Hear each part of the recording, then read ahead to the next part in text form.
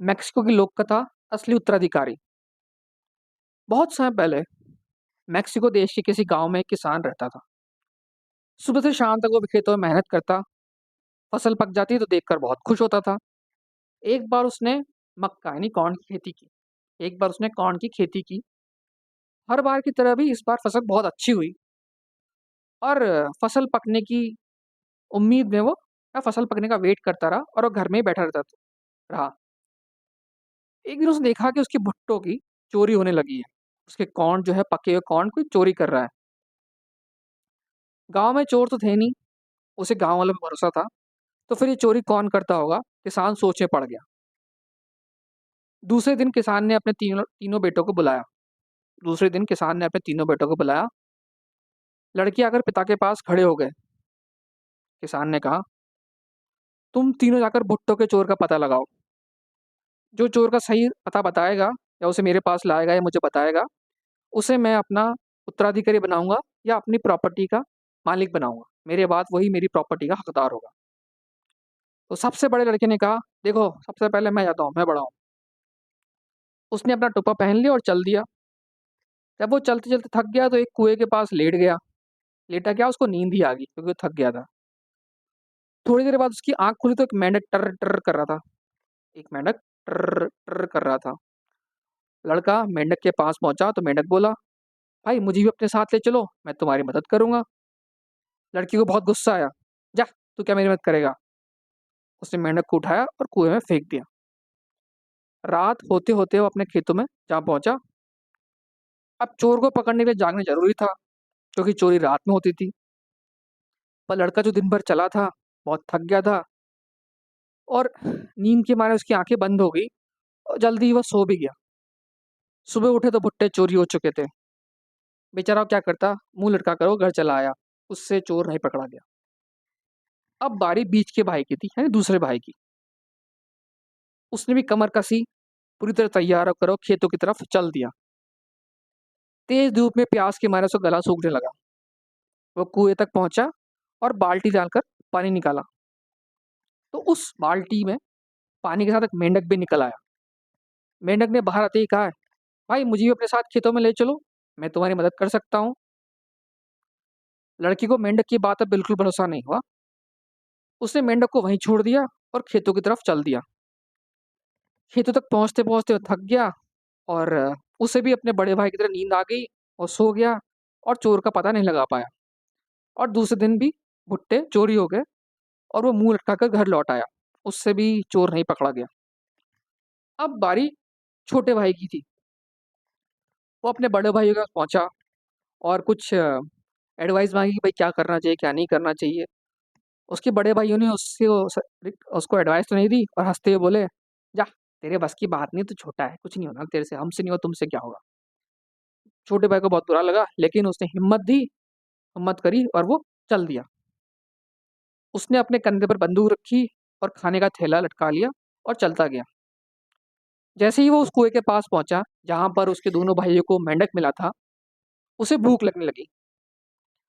उसने अपने थैले से रोटी निकाल कर खा ली। रोटी खाने का तो पानी पी ही रहा था कि उसका वो कुएं का मेंढक सामने आ गया। उसने छोटे भाई से भी कहा, भाई तुम मुझे अपने साथ ले चलो, मैं तुम्हारी मदद करूंगा। मेंढक को देखकर, बोलता देखकर छोटा भाई बहुत खुश हुआ, क्या बात है।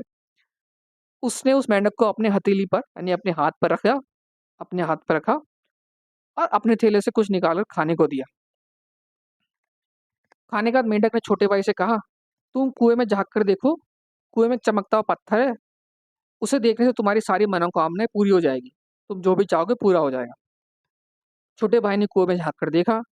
सचमुच कुएं में एक चमकता पत्थर दिखाई दिया। अब वो दोनों खेतों की तरफ चल दिए। मेंढक ने छोटे भाई से पूछा, भाई तुमने पत्थर से क्या क्या मांगा? छोटे भाई ने कहा, मैंने तीन चीजें मांगी है।